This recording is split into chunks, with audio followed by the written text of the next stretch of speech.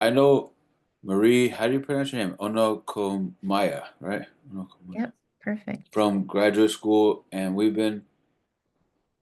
I think she's been interested in brain injury for a long, long time.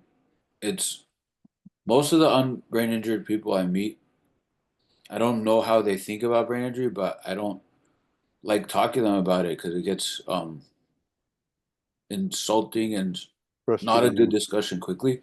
But with Marie, it's been different, and I think she thinks about brain injury in a really interesting way, and I'm really excited to see your what you're gonna share with us. Also, you have a PhD and you did postdoc, and you can introduce that stuff because I forget some of the details. But you've done some really interesting research, and then are going off to try to build something to help brain injury in very specific ways. So, why don't you just take it away, and everyone can ask questions. Feel free to just ask questions, and I can sort of manage the questions as it happens. Thanks again for presenting, Marie. Of course. Thank you for having me. Can everyone see my screen here clearly? Yes. Yes. Reframing brain injury and behavioral symptoms through virtual assessment. Perfect. All right. So you just read out the title, so that's perfect. I'll move Okay. to the next slide. So today, I kind of wanted to put up front, I am currently the founder and CEO of a health tech startup called Metric Health, and we're focused on building assessment and monitoring platform for people with brain injury. I have a PhD in neuroscience, and that's how Dan and I met at Dartmouth. And I did my postdoc in a virtual reality lab. And that's a lot of Mm. the early work that I'm going to share with you today, which is what got me into what I'm now doing today at Metric Health. But I've also worked in other startups that focused on clinical trials and building different kinds of products to help across different neurological conditions and dementias. But I'll just say that with Metric Health, a lot of the focus is on how we can build technology to improve assessment and follow up for people with brain injury. And I have to put that disclaimer because I'm presenting work that comes out of a military lab, but nothing I say today reflects anything to do with the perspective of any of the military services or of the DoD or US government. It's just the research I did in that lab. So, just an outline of what I'll be talking through today. I'll kind of level set a little bit around TBI, which I see I misspelled injury. It should only be one J, and just neurobehavioral symptoms, which I'm pretty sure this group, I probably don't have to go into that too much. I just always like to kind of talk about the context of where I'm coming from with the things I'm saying. And then I'm going to go into the work I did in my postdoc, which is around specifically virtual reality, but I thought I'd start by talking through this more broad term of extended reality, which includes different kinds of technologies that are being used with people who have brain injury and other conditions. And the focus there is on functional assessment, so thinking about performance in these tasks. And I worked primarily with physical therapists, like based assessments in that and behavioral health.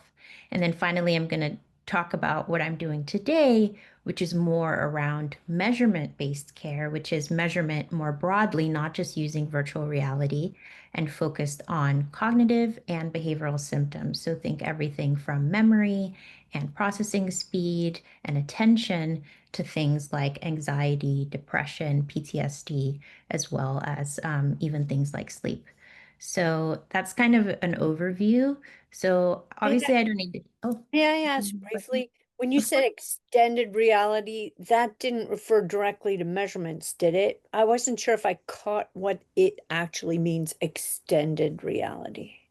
It's a great question, and I'll go into it more deeply, but it's a term that includes everything from augmented reality glasses, where an object is placed into the real world, a digital object is placed into the real world, to virtual reality, where you're fully immersed in a virtual environment. So, like you see people with those head-mounted like displays, we call them, but you're immersed in a virtual environment. So, extended reality is less immersive all the way to fully immersive. And it's just kind of a broad term people use nowadays. Does that make sense, Nancy? Awesome. Good question. All right, and I'll talk a little bit more, but it's good. So yeah, please keep the questions coming. So obviously, I think I don't have to tell this group that brain injury is a global public health challenge. But I always like to show the numbers because I think it's sometimes we forget just the scale of especially traumatic brain injury, but really brain injury in general. It is the most common neurological disorder. Every year around the world, 55 million, more than 55 million people really experience a new brain injury. And it's also the leading cause of injury-related death and disability around the world. And yes, 75% and more of traumatic brain injuries are categorized as mild and including concussions, but there is a lot of data showing that nearly half, 43% really, of people can experience a persistent neurobehavioral symptoms for more than 6 months, and it happens regardless of whether they were categorized as mild initially or more severe. It can really happen no matter what that categorization was. There's also some data that shows that there's a 60% higher utilization, or I should say need, for mental health care after brain injury compared to people who never had a brain injury. And why this is important is that the healthcare system still largely treats TBI, especially, like an event. So it's something that happened and we move on. And yet, for many people, it's a chronic condition. And it's something that requires ongoing support and, thinks about ways you might have to adjust your life and support system. And so we need to really, this is kind of the way I think about um, TBI and brain injury more broadly. And Dan, I see you came off mute. Did you have a question? I guess I always say, and you said it, but this group doesn't need an introduction because they're dealing with this and then some. And so I wanted to hear what you were gonna say about it. And so yeah, it's great that the world now at least even recognizes this. So yeah, Yeah. yeah. No, absolutely. Thank you. And thinking about those neurobehavioral symptoms, they often fall into these three buckets, or I like to think of them in these three buckets where you have the things that are physical symptoms, and that can be somatic, sensory, all these things that are listed here, balance related vestibular challenges, and then cognitive challenges. And this I'll talk a little bit about more in the work that I've done. So those two buckets. And then also behavioral health. So thinking about anxiety, depression, PTSD, but a bunch of other things. Those three are relevant to the work that I'll be presenting today. And so 20 years, even more of research and time, these we found anyway that these different symptoms can emerge much later. So some things happen right after an injury, but then some things emerge later. And the real challenge there, and again, I don't have to tell this group, is that often those things can be frustrating and confusing in terms of a patient journey because either they're dismissed or not associated with the brain injury, and so they might be attributed to other conditions or to stress or lifestyle factors, and that can really make it difficult to get the support or care that's needed to address them. Now, a lot of the first part of my talk will be focused on the work I used to do in my postdoc. And so I thought it was important to show the prevalence of traumatic brain injury in the military population in the US. Since about the year 2000, which is thinking about the wars in Iraq and Afghanistan, the numbers are just over 500,000 military service members who've had a brain injury. Just like the general population, you see most are mild, about 80%, and then they kind of fit into some of these other categories. A new area, and not new, but something that we also need to consider is blast injury, which isn't necessarily mild, moderate, or severe, but becoming a unique kind of injury that I assume they will start tracking. Again, I'm no longer in that world, but we're seeing a lot more research around that. And similarly to the general data, we find that even among people in the military, we see that overlap between traumatic brain injury symptoms that we discussed and PTSD symptoms. So obviously PTSD can emerge after brain injury, but the symptoms of PTSD itself can often be confused with the post-concussive symptoms that people can have after brain injury. And these are two of the papers that were pretty seminal in bringing that into the military service, like research setting, that we needed to start looking at these symptoms. And so that brings us to the first part of, or I should say the second part of my talk, which is looking around these extended reality, that's the XR applications for functional assessment. And it's really a retrospective. A lot of the research was based on retrospective data analyses, looking at information in the electronic medical record, and that had also been collected in the virtual reality lab around functional performance on these cognitive and balance tasks in this system, which I'll describe shortly, and their relationship with traumatic brain injury and PTSD symptoms among these service members. So, and Nancy already primed this, so thank you. There are many approaches to this idea of extended reality. And so they fall along this spectrum, really, which is low immersion to high immersion. And you can think about it as everything from this is more of a motion capture screen like they use in movies, green screens, where someone is taking an action and it's showing up in a virtual world. That's probably the least immersive. And then it graduates to things like these augmented reality glasses that have, maybe it's showing you how to navigate through your glasses, or you sometimes even see with like Amazon and some of these, they'll say, do you want to see this object in the room because you're trying to buy a couch or an outfit? These are all augmented reality applications. And then it takes you into mixed reality. And this is where you can actually interact with the thing in the virtual environment. You can move it, use it.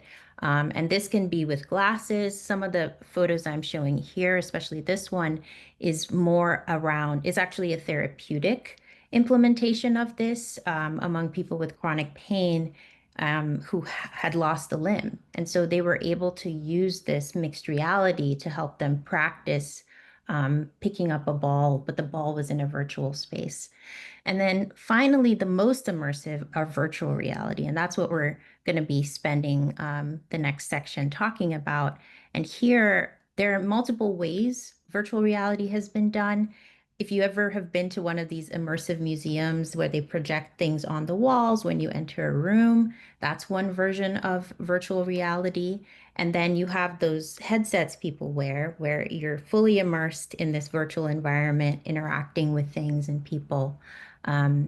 In the work I did, so I'm going to move to this next slide, we used the system called the computer assisted rehabilitation environment. And here it was a system developed in the Netherlands, and it includes a motion platform, which is this here, and it moves in 6 planes of motion. So front and back, left to right, and then what they call yaw. And then you had this harness attached to the platform, so you would be secure in it. And the platform also had a treadmill, so you could walk and move in the environment. And then we would project different virtual environments on this screen that went past the periphery and was also IMAX. So it kind of went past the top of, you could look up and still be immersed in that environment. And on the left and right here, and above so these are motion capture photos, so similar to the motion capture. So you also have different dots on the person. So as you move and interact, you're taking action in the virtual environment. And there's a speaker array that we can also use to do like auditory testing and localized. I didn't do that research, but they use the system to do some work with audiologists as well. I primarily worked with the physical therapists. I have a question. It's and correct me if I'm wrong. The impression I'm getting from this is that this was basically like a physical therapy, if you will. So it was For- physical therapy based assessment, but the system could be used for physical therapy. And it was, but not in the lab Okay. I worked in. Yeah, No, you're right, right. But it would help somebody with balancing issues, for example, or walking or whatever, right? exactly. Yeah. Yeah. So it was a Okay. lot of balance and vestibular therapy. Yeah. Yeah. The all the PTs where I was working were vestibular PTs primarily. Interesting. I actually made a comment just that with you talking about this, I'm Mhm. coming up with past experiences of disorientation and dizziness and nausea, and I'm feeling all resistant just based on that. And maybe these are older tools than you're talking about now, but yikes, I'm wondering, and you can comment on this later possibly, is how accurate it would be if it's an extra hardship placed upon the patient that is used to assess the patient. I don't know. Yeah, I think it's a great question. And I think Nancy and I planned this because you're teeing up some of the things I'm going to talk about later and, what I'm doing at Metric Health and like why I moved away from VR.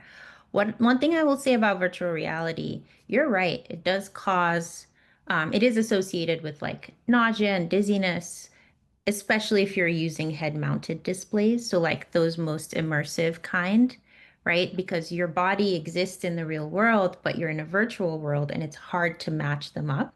So that can be confusing to the brain. And there's a lot of data showing that you can get used to it, but you're right. If someone already had a brain injury, adding this as a way to help do therapy, but in and of itself, it's making it difficult, isn't very productive.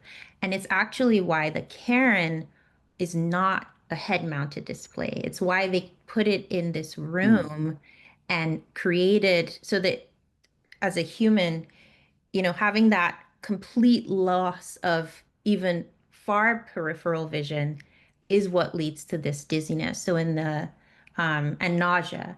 And in the Karen, we didn't see that because you were still, if you decided you wanted to immediately come out of it, you could just fully look to your left or fully look to your right or fully look up and you would be outside of that virtual system. But when you looked straight on, you were immersed. And so for some reason, our brains, I think our eyes see much further than we think. I'm not an optical researcher, so I don't, know the ins and outs, but something about having that room-based immersion eliminated some of those challenges you see with the glasses and stuff that covers your head.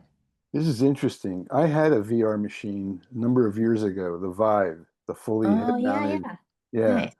And I mean, it was mostly like game playing and all that. But there was one where you could be standing on planet Earth, and I think it might have been Google, whatever it was called. I don't remember. And you Okay. could rise yourself up. Now, keep in mind, this is the full headset, okay? Mhm. So you could rise yourself up miles off the planet till you were out in space. I had to rip the helmet off my head because I couldn't handle it. Yeah. Why? Because there was no sense of up or down or left or, I mean, if you were just out in space in a spacesuit, there's no reference points. Yeah. And I had to rip the helmet off. The rest of it was a lot of fun, but anyhow, that's what it made me think of when you were talking about this. No, thank you for sharing that. Dan, sorry. Oh no, I think that it's important to have this discussion, but also to move ahead because what Maria is presenting is not about virtual reality ultimately.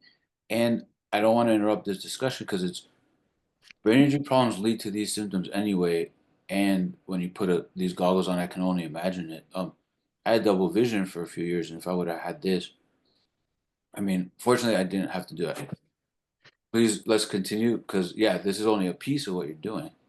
Yeah, Yeah, yeah. So, I mean, but these are all good points, right? It's yeah. like it's why it's not accessible and it's not for everyone. And yet there's still some interesting stuff in it. So I'll go through this section fairly quickly. So I'm going to present, as I said, I did 3 different studies during my postdoc. 2 of them we actually published. The third one we presented at a couple of conferences. So in this first one, here, we really wanted to determine if different aspects of physical performance on the Karen, which, is the platform I just showed you, did they vary based on if the service member had both a diagnosis of traumatic brain injury and potential PTSD, or if it was just traumatic brain injury but no PTSD symptoms. And here I just outlined the methods. Don't have to go into it too deeply, but again, I said this was a retrospective study of data from the electronic medical record. And so here the data was from 2010 to 2015. We had over 200 service members. It was mostly men. There were only about 6 women in the studies that in the sample that we had. And the ages were about 20 to 63, most, on average 35. Most people, so over 70%, had mild TBI. So again, this is really reflecting those population numbers that I showed earlier, and then, kind of went down all the way. And there were a few that the severity was not recorded. And then we did a couple of self-report measures looking at anxiety. We used 2 different ones, and these are just questionnaires that people would fill out themselves, depression, and then PTSD. And these are all in the electronic medical record, and you could look at, based on their answers, was it likely that this person had symptoms of anxiety, depression, or PTSD? And then in the Karen, we use 3 different virtual environments. We call them balance balls, balance cubes, and the continuous road. With balance balls, we were looking at time spent and people weight shifted. So you kept your feet planted on the platform and just shifted left to right. With the balance cubes, you actually stepped left to right. And this was a sort of, you had to kind of get this object to align with the center of the screen and then move back and forth by stepping. So one is weight shifting, one is step shifting. And then with continuous road, you wanted to see what was the comfortable speed of movement that the person had walking down this virtual road. And so speed is the key outcome for that. And here are the results. So these are the 4 tasks that happened where we saw a difference between, in the white, you have people with no PTSD, and then the dark bar, people who had TBI and PTSD. One thing you might see with the numbers, more people in our sample had PTSD and TBI, so almost twice as many, actually more than twice as many for most of these. And we also found that on every single one of these tasks, people spent more time weight shifting and step shifting and picked a slower speed if they also had PTSD. And this is something that aligned with maybe what we might have theorized, but it wasn't really necessarily expected. Meaning, we know that people after PTSD become a little bit more hypervigilant. And so we started wondering if that had something to do with having more caution, right, in doing this activity in a new environment. We already talked about some of the virtual environment things. But why this study was important, it was actually the first time anyone had really looked at TBI and these behavioral health conditions combined using this virtual reality system. And we basically thought this could become a way to do functional assessment among people with TBI and PTSD, and also wondered if PTSD might impact both the way certain post-concussive symptoms were appearing. So people were doing vestibular therapy and maybe weren't getting better and things like the PT might be concerned, was there something in if you treated the PTSD, would they be able to engage more fully with the therapy that they were receiving for their vestibular issues? I see someone had a question. Well, Nancy made a comment that says not just more caution, but more challenge to work through. Absolutely. Yeah. Absolutely. Yeah. It's exactly right. Right. So it's like the mountain you're having to climb is a little bit more maybe complicated than someone who was dealing with post-concussive symptoms, but without the complexity of PTSD. One thing I should note is that in this study, we also looked at anxiety and depression. We didn't really see an impact on these tasks with those symptoms, but we did with PTSD, and it was pretty significant. So that took us to the next study. And did someone have another comment or question? Let me see. Can you read it? I can read it. Yeah. Does anyone actually treat PTSD without meds to alter symptoms? Simple answer is yes.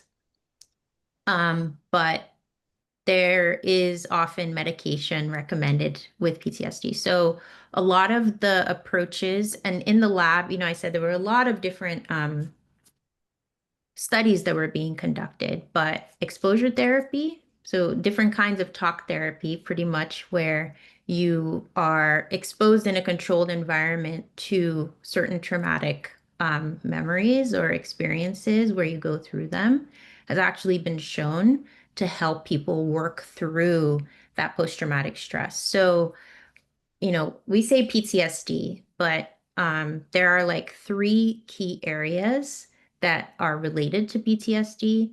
Avoidance, hypervigilance are two of the big ones. And so if you can help someone work through avoiding memories of the bad thing because it becomes bigger in their minds, it actually has been shown to be effective.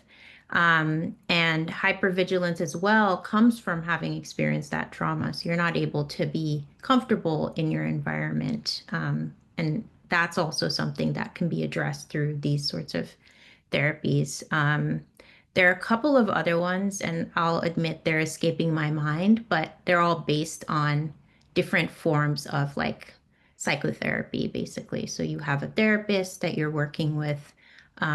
There's also one that we were looking at in the system, but I left before that took off, but it's really shown some promise, is this idea of eye motion and doing that exposure therapy. So it has shown within the system to help improve, if you will, um, people's PTSD symptoms. So they might be very high on that questionnaire, and You're then it talking about comes down EMDR? over time. EMDR, yeah. But we called it 3-MDR because they were also moving. So like moving through an environment, doing the eye motion, and also looking at those like traumatic photos. So it was a way to incorporate it into this VR environment. Ah, yes. CBT as well, EMDR. Yeah, exactly. Um, yeah, psychiatry is the medical side. Thank you, Dennis. Although I will say some psychiatrists do psychotherapy, but it's not common. And yeah, cognitive behavioral therapy, um, ICT, I'm trying to remember what that stands for. There are a couple of things. So it seems like, yeah, a bunch of you in the group know about this. So in this second study, this also came out of the same lab, and they used some of the same virtual environments I did, and then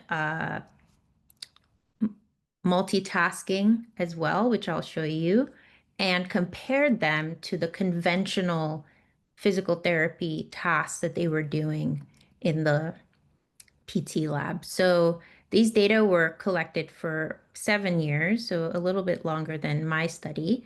And because they were doing some additional tasks, it was a slightly smaller sample size, so 112 service members, only 2 women, and the age range was similar. Um, Basically, they did balance tasks. So the sensory organization test or SOT and then this self-report measure, this activities-specific balance confidence scale. They also looked at gait. This is an objective measure, objective meaning the clinician conducts the test, right? So functional gait assessment of their patient. And then they did these two other self-report measures. So similar to my study in like the first study, PTSD checklist, and then looking at the dizziness self-report measure as well. And let's see if I can go ahead. Just they compared those to performance in the Karen. And here they used the balance cubes task again. So this is showing you in a bit more of a dynamic way. This is from the actual paper, I believe. And then the shark hunt. This is a virtual environment where you basically have to use your movement. So there's no walking, if I remember correctly, but use your movement to direct a boat towards a target shark. So that's what you're seeing with this green ball. But it's a multitasking, meaning now you're doing a movement, a goal-directed movement, but you also have numbers that are flashing above that you need to look at and recall. So there's first you do a task just hunting the sharks, then you do the multitask where you're hunting the sharks and also calling out the numbers that are showing up on screen. So it's a way to make you like walk and talk or move and talk at the same time, if you will. And you get total time in seconds, but then also the difficulty can be increased, meaning how hard it is. So the waves are moving, so how hard the waves are moving, how fast the sharks are moving. And you can also get penalties if you like hit the wrong shark or run into an island, things like that. So it's about coordination while also doing, a very theoretically easy cognitive task at the same time. And basically, from this study, they found that objective balance and gait, so these are the two measures, the SOT and the functional gait assessment that the clinician did, they found those to be associated with performance in that immersive balance task. So the first one, right? So they found that those two things were correlated. But what was interesting, and it almost basically confirmed that first paper, was that you actually found decreased stability in people who also had PTSD, and they were moved slower as well than people who only had a diagnosis of mild TBI. So this study only had people with mild TBI, whereas the other one was different severities. And this looked at just within mild TBI, because maybe severity was part of it. But within mild TBI, if people also had PTSD, you saw that they were similarly spent more time on the task, which is just like the first paper, and had decreased stability, which was sort of a new dimension that they found, which kind of feeds back into what I said earlier is there's this thought that if hypervigilance was much higher in this group, maybe that impacted their like comfort in this physical, or I should call virtual environment. And they also had lower scores on those conventional measures that you saw. So it's like traditional or conventional therapy versus the virtual therapy. The last study, and I won't go too deeply into this one, but I'm happy to chat about it at the end. This was actually a perspective study. So here we had a small group, I think it was like maybe 30 or 40 people who had conducted what we called military relevant dual tasking in the Karen. And the idea was that they walked along, I think I showed that road, and called out military insignia as they went through. And this is a task that for someone in the military is supposed to be, almost second nature at this point, right? Like as you talk to other people, if everyone's in uniform, you're always trying to know who you're supposed to salute or call sir, or I guess ma'am, depending on the person. And so we were trying to see how we could incorporate that into a virtual environment. And preliminarily, we saw some interesting correlations, but I left before that study really went forward. But it basically across these three studies, we found that having PTSD seem to impact physical performance in these virtual environments for service members. Now, this is what Nancy teed up again, so thank you.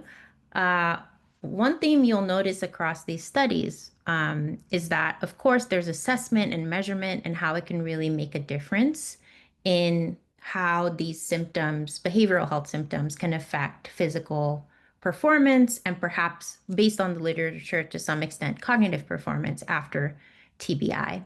But when I left the military research setting, I found a few things. Obviously, VR, virtual reality, is not accessible to most people. So it's something that is very fascinating to do intellectually and in a lab. And if you're able to get access to that in a specialized center, great. For most people, they don't have a VR headset. Their physical therapist isn't using a VR headset. Their psychologist certainly is unlikely to be using one. But most people have access to a mobile device. And in addition to that, I found that the level of assessment that was available in the military setting is not available to most people. I mean, I worked in one lab, but we probably had 7 or 8 different labs with different modalities of testing that they used in that center. People came through for 4 weeks, got all kinds of assessments and a recommended care plan that they then went on to use over the next couple of years. And it's wonderful, but that's not something most people have. And instead, most of the tools people turn to are often dismissed by clinicians, usually because they require them to change a clinical workflow to use, or they're not clinically validated, meaning, they're not based on a body of research that a doctor, whoever you might be working with, can trust and say, this is measuring what I think it's measuring. And on the other hand, clinical tools, as I said, are often hard to access or require a specialist to use that tool. And most of those specialists are in special centers that have long wait lists.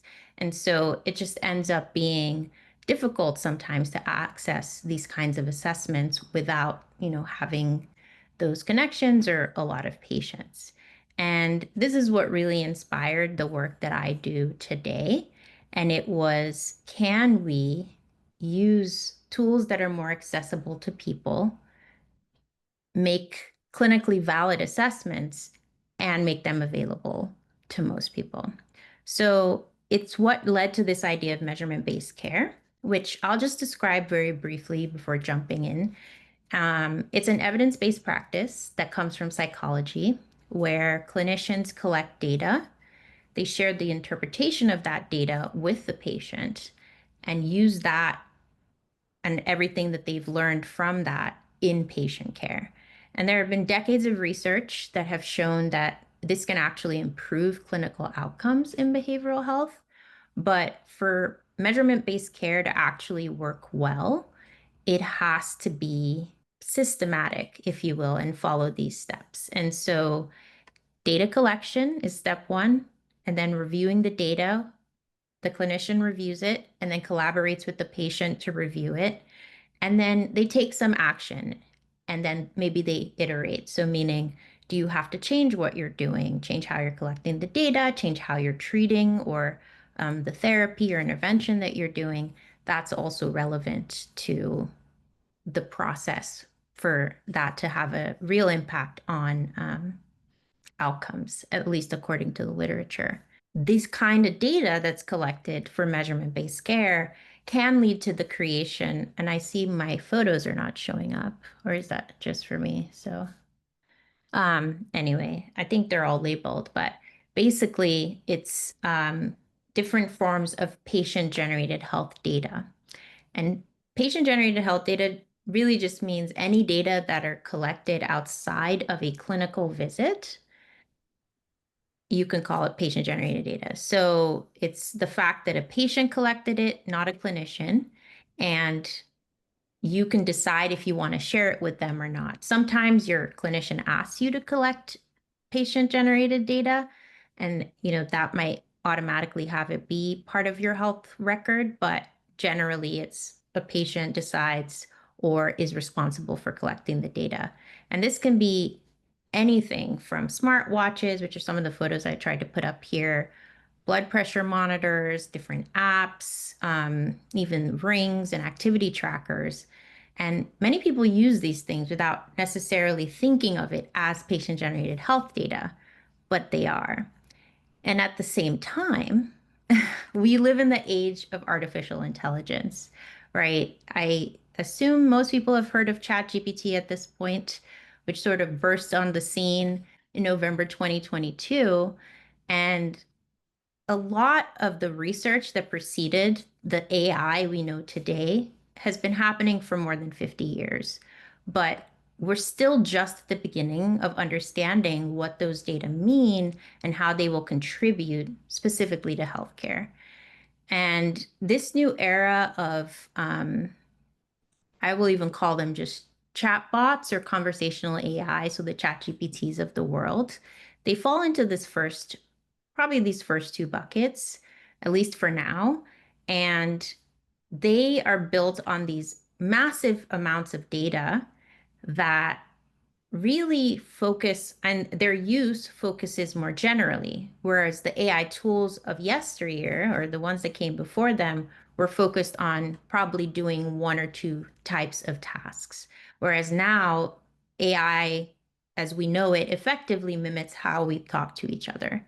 So the main point I wanted to make with this slide is that AI is advancing quickly. Like if you just look at the years, where we started in November 2022 to where we are just 3 years later, where people are building entire systems, like an entire customer service system that's all AI before you ever talk to a human being. And it's coming even for healthcare. You're trying to make an appointment and it's all AI. So while this idea of artificial general intelligence is maybe a few years away from where we are right now, it has really changed how we share information, how we get information, and is also shaping healthcare. And so it always makes me think that the challenge with healthcare is how do we develop technology responsibly, right? And this is relevant to the work we're doing, where we're trying to say these tools that we put out there have to be clinically validated. So most AI out there, like ChatGPT, is not clinically validated. There's no regulation that says the information it gives you about health is vetted by any regulatory body. They haven't necessarily put out any research that I'm aware of about its validity, meaning, is it measuring what we think we're measuring? Which is very important for a healthcare provider to say, I can trust this and say this is healthcare, right? So it can be wellness or whatever, but is it healthcare? And I always think, and the way that we've been doing this in our work is that we want to make sure that if we're developing technology, it's responsible and is both evaluated along the way and validated. And so we take two perspectives. What does it take to build and implement the technology in a way that actually helps people? And what does it take if we had to complete a rigorous compliance audit? So if we had to meet all the regulatory standards, would we pass? Because that's important, right? Like those regulations are there to protect people, and we also want to make sure that it works. So we take this three-phased approach, and it's really rooted in this idea of what are ethical best practices. And this is stuff that any researcher or clinician, and really most of us, are aware of. Respect people's choices, do good, don't harm anyone, and also enable clinicians to deliver equitable care, meaning enable them to do their best work. And that really fits into phase one. In phase two, what we talk about there is we want to make sure that what we develop is easy to use and works as intended. So this gets back into that validity. And here our goal and the work that we're doing is like, how do we ensure that it works well for people with brain injury? We are doing this by getting input from real survivors and clinicians, and then making the changes that comes out of that feedback.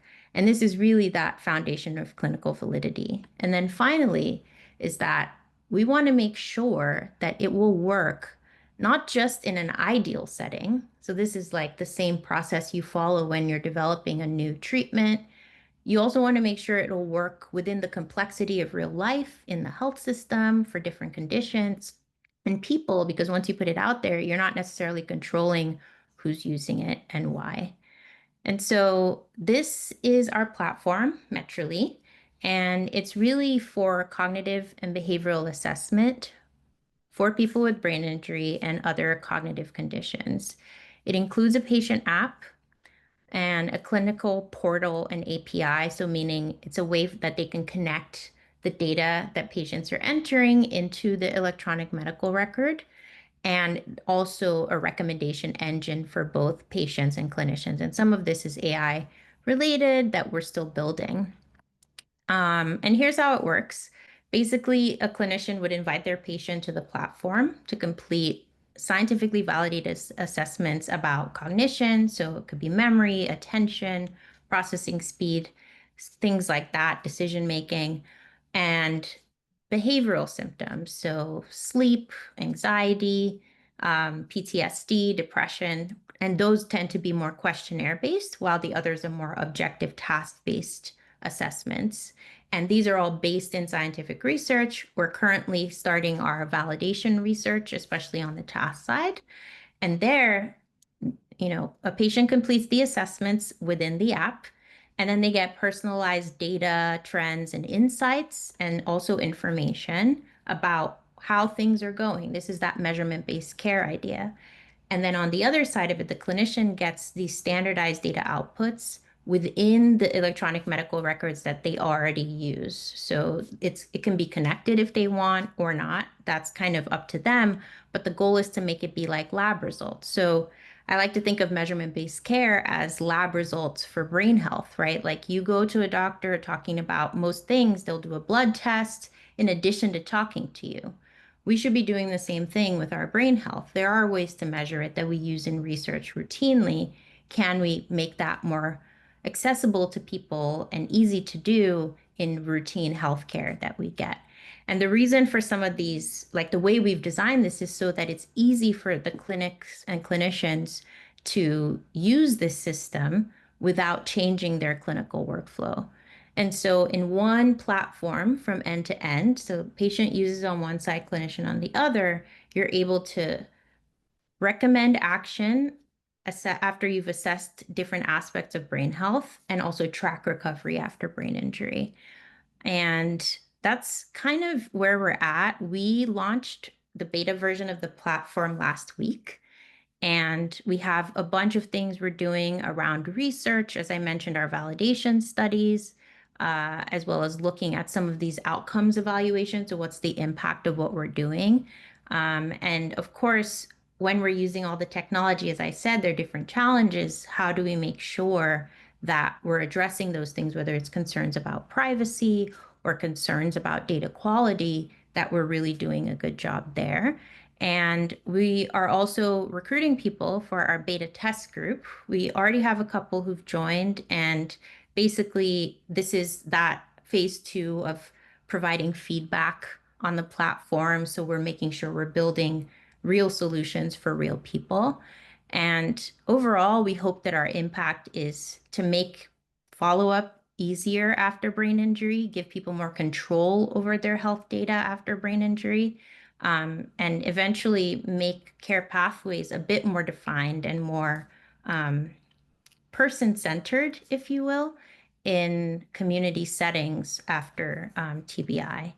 And I will stop there. I know I probably leave this up where at the beginning I showed that circuitous path after brain injury where follow-up is difficult. I know that the font is a little small, but what we're building, we see different opportunities along that pathway, whether it's at the recognition phase. So, you go to the ED and they're just like, go home and rest. Well, what if something happens after, maybe you had a mild TBI? They say go home and rest and follow up with your primary care provider. But is that enough for most people? They could give our platform and say, if something does come up, this will make follow-up easier because you'll know where to go next. And then there are all kinds of things around CDS, means clinical decision support. So after someone does come in, are there ways that you can help the clinician know this is what you need to assess this person for based on what they've been entering about their condition? And then, of course, the measurement-based care and patient-generated health data can really help with that follow-up path. And then hopefully over time, seeing if any interventions or rehab you're doing is working as intended. Is it effective? Are you seeing real change? Because sometimes if things might be improving or not, and there's the perception the clinical person has, that the perception that you have, but there are also ways to objectively say, has this actually changed? So adding that level of data and detail can also hopefully support the recovery and rebuilding journey. So I will stop there and see if there are any questions in the chat. Or, oh, Dennis, did you come off mute? Yeah. Just on that last part, it's mainly between my wife and my neurologist, but my wife kind of asked my neurologist to be the quarterback, to say you need to go see this kind of doctor or this kind of therapist or something like that. And I heard you, in what you were saying, kind of say that that's what the system did a little bit. So I just want to throw that in there. Thank you. Yeah, exactly that. And this, the goal is to be able to support a clinician who's like willing to do that. Because I think sometimes it's hard to have, I mean, I think that's wonderful that your neurologist is like, quarterbacking that care coordination piece, right? But for some people, that's hard to find, right? And so being able to get that, I mean, not on your own necessarily, but have a way that that coordination is easier. And also you can see all the information and data that are being collected, at least outside of the clinical setting. Yeah, and lastly, I'm in a fairly good area around DC and everything, but I'm originally from a rural area, and I know a lot of people on TBI boards are more rural, so having that as a help, as an aid, would be helpful for many, I think. Yeah. Thank you, Dennis. I hope so. That's our goal. Dan, did you have something? Thank you. Yeah, thank you, Dennis. And I wanted to read the questions that have popped up in the chat over time. And I also want to say that, yeah, we're getting to a lot of really important topics with whether the brain injury problem is invisible is one issue, whether people don't even address that you're experiencing anything. So this gives a documentation of hopefully something to then have even a discussion about, which is so much better than where things are. And there's the issue of accessibility and support. And I'll just read the questions here. This came up in the VR part, but I what can if stop basically what here. if somebody has a blindness in one eye, and I can imagine, so that's with the TBI and PTSD and vision impairment. Um, that can also be applied to the assessment that you're doing if you have blindness or some other serious, let's call it limitation. Yeah. I mean, I think it's an important question. And one of the things that we've been trying to do is to think through multimodal data collection. So while some people can use a screen and text or, type things, other people might find it easier to speak, use voice. So like, how can we incorporate that into some of the things we're doing? It's much more difficult with some of the cognitive tasks. But with some of the like questionnaires, and we also allow, like, we have a symptom tracker that you can also do on your own. Like whenever you can say these are the symptoms I'm worried about and I want to keep track of. And then there's a notes section that you can enter whatever information that is helpful to you. This is for anyone using the platform. So the idea is like, are there different ways? Because there are also people who have like speech language challenges as well. So like how do you accommodate that. And so this is why I'm like, we would love to have people join the beta and give us feedback and help us think through how to really meet everyone where they are. I'll say, as a patient myself in other things, I always think about how, yeah, there's one way my clinician thinks about it, which is very evidence-based and informed. And then there's how I live my life every day.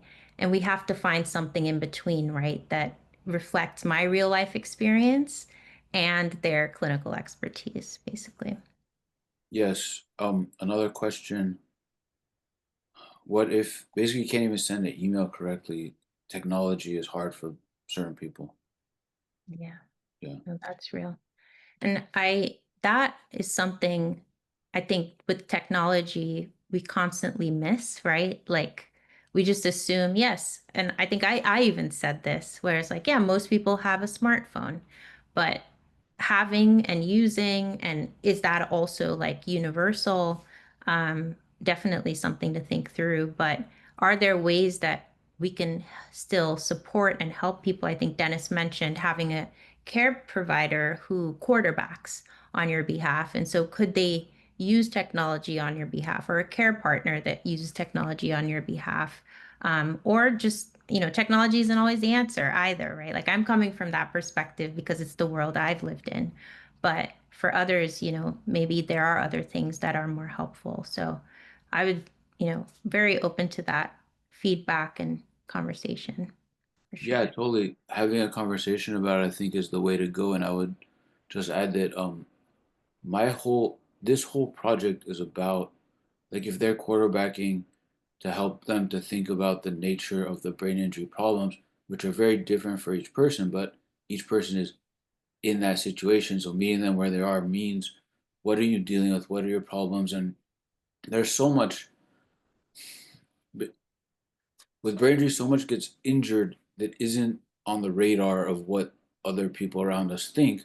And so the more they're able to meet us where they are and have a open interpretation, that's really where this needs to go. Because when you have that data that you're collecting, and it'd be cool to maybe see some of that, or we can talk about how that's going maybe another time. But once it's interpreted, how is it interpreted in a way that makes sense for the brain injury?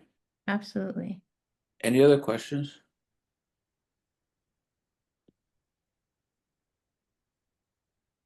I'm just trying to read the comments here. This one. How do people join the beta test? Oh, yes. We have a beta group interest form. I will send you the link right now.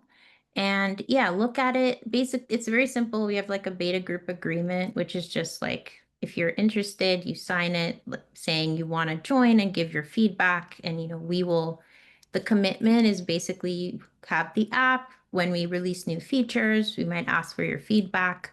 Right now, we're doing our beta, which I said launched last week. So we are going to send like our initial assessments so you can look through and just basically do them and let us know if you found any bugs or how easy or hard it was.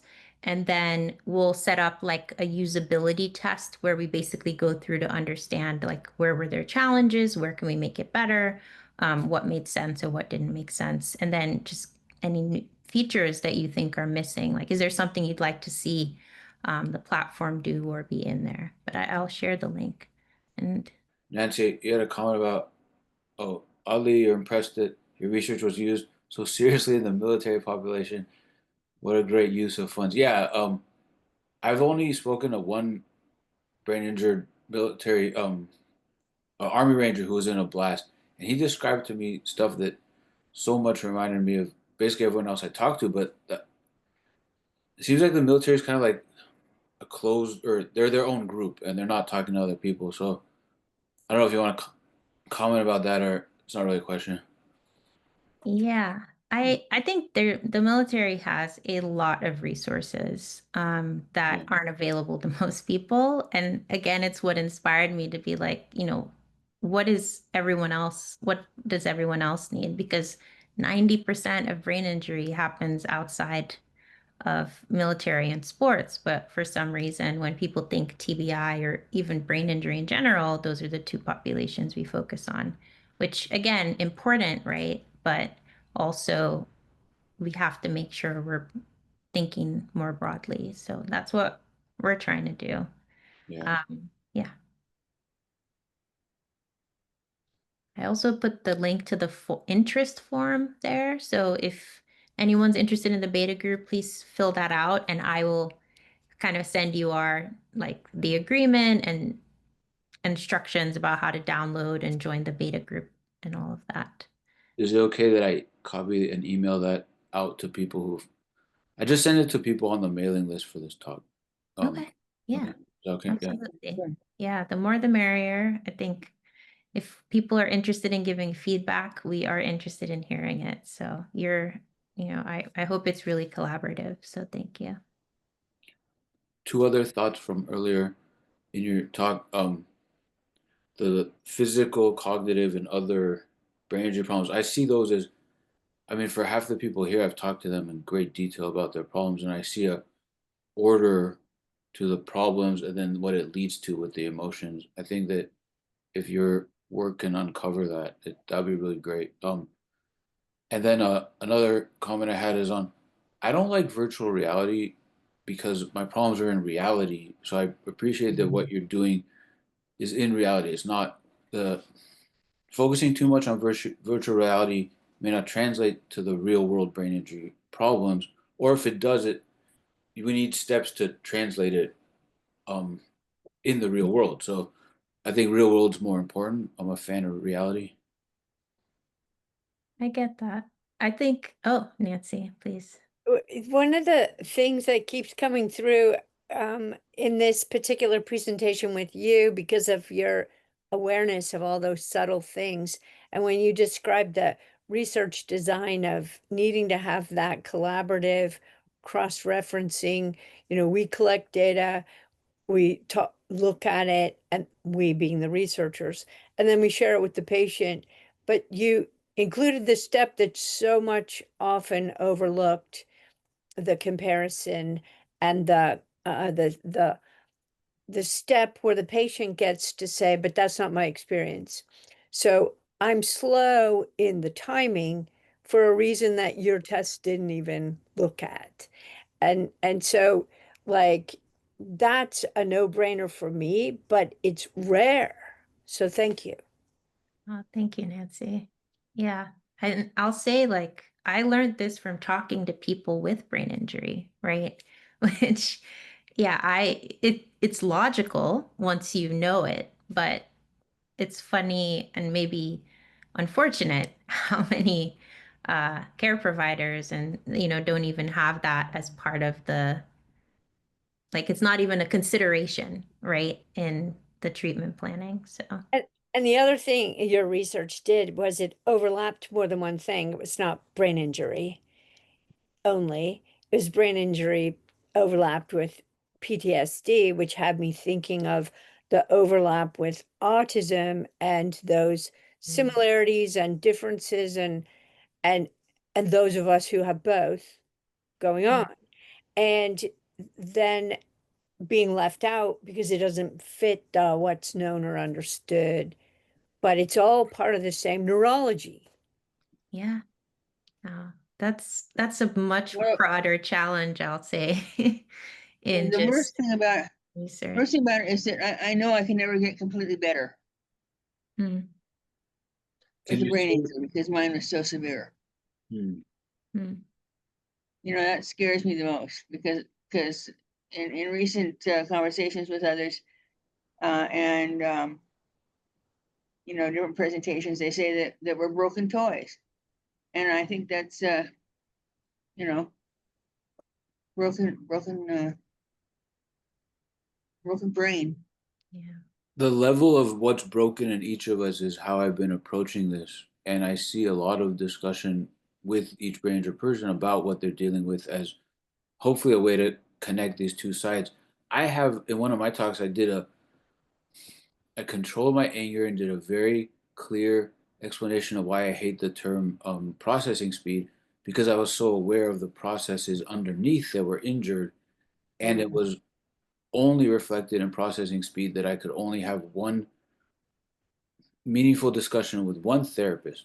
one time. Not one time, across one therapist that actually helped me, and it was like, other than that, I couldn't even talk to people about it. And when I'm talking to her, it's like I'm dealing with so many internal cognitive problems and other things, but processing speed is where the discussion happens. So at least that's being, I mean, you get into so many different and clear variables that you measure. So there's a lot there to have more discussion about.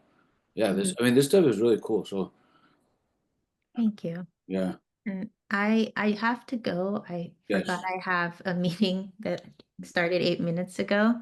But thank you so much for having me and for the great questions. And if I missed any questions, please email me. I can, put my email there. But if you fill out the beta group interest form, you'll also hear from me anyway. But yeah, Dan has my contact, so he can forward any questions my way as well. So thank Thank you you. all. Yeah, sorry. We can go on for a long time. Yeah, All yeah, right. please Yeah. continue. But thank you so much. Bye, everyone. Thank you very much. My frustration with AI is the inaccuracy on the basic levels. So Mhm. I almost feel like until they can get the basic levels worked out, like who said what in meetings and what was actually said and correct words, it makes me nervous to put it on a higher level, like in medical terms or medical usage. When do you run into the frustration that you When just I run into it, it's like so pedestrian that it frustrates me. If they can't even get it right on this level, how am I to trust it on higher levels? And that's what makes me nervous, and that's what makes me frustrated. And they'll probably get there at some point, but simple. It'll do a summary. I'll send an email to somebody and say, hey, can we do this appointment or something? And then within 30 seconds, it'll send me a summary that said, oh, your doctor wants to have you schedule an appointment. And I'm like, no, I'm the one that initiated. It's like things like that. It just constantly getting things wrong. And then with the closed caption, I'm not hard of hearing, but since my brain injury, I need to read as well as listen for yeah my brain to absorb what's actually taking place in front of yeah me yeah. on the screen. And I'm always shocked. The closed caption is not as bad. It can be, but it's not as bad. But even in important meetings like this, things that get said, it's picking up the wrong words, it's saying exactly the wrong things, and it's just Mhm. I've had doctors recently, one doctor PCP say, do you want me to record it? And if it was accurate, I'd love it, but I don't trust that it's going to correctly do it, and and it's not going to say the wrong word that I didn't say. I agree with that, and So I've that's what makes experienced me that. nervous Yeah. personally. Not only have I experienced that, but I use it to write because it's Yeah. always wrong, and I think it's always wrong. So I already was running into this with unbrain injured people when you say something because they don't know what you're saying is unique to your problems, they don't know how to interpret it, and then they say or you think, and then you get in a whole loop over and over. Well, I not think only that that, the nuance of language, right. just the Well, nuance of language. the Yeah. nuance of language plus they don't understand the brain injury problems. They don't understand my specific cognitive problem is that I don't remember this word that was said in this time, but I've built a whole. So tell me the word, and if you ask that, they say think you don't understand, and then they go. And Nancy and I have recorded on this. Needless to say, I think AI is using what is out there or what is expected, and it's not recording straight up. It drives me crazy too. So I was hoping people would say that. I think somebody or somewhere in the discussion, someone recorded that as well. But given that, I did say something and then I felt bad because I'm like, oh, she's promoting AI, I think. And I just said something negative. But I did say something. but it need like what I the way I see it is that if AI is using an unbrain injured world's wording, expectations, thought on it, and when they misinterpret, then it's like, okay, that piece is wrong, that piece is wrong. Then now the person reading this doesn't understand what I'm saying. That keeps happening enough. Like there's a big gap between the brain injured and unbrain injured that is obvious. So it's like Yeah. yeah, I agree. And that's I also yeah. We're different. You're right. And we each have different problems, but to us the problem is specific to what our problems are. Um Right. yeah. Yeah, And they definitely. walk away. Say that again. They walk away because they see something different. Once you bring it up and challenge them, then or they get angry or They just Mhm. can't relate. They just don't understand. They're like, they just can't process it because they don't have any idea what we're actually going through. You're So, right. No, yeah, like, they that's assume, they assume that they're talking to you, and I'll say all the time, does that make sense? And they'll say, yeah, it makes sense. Well, it might make sense to them, but it might not what I was intending to say and what I was trying to get out to them. Even though what I said made sense, it might mean it's just such a hard level of, and you're already struggling to get the right words out, to get the right format out, to get, everything in order and as completely as you can without forgetting all the steps in between. And it's just difficult. I mean, I had to relearn humor, I had to relearn subtext, and then I'll be in conversations where, okay, are they talking about this person or were they talking about that? Like, I can't keep up. So, and that nuance changes the whole context of the conversation.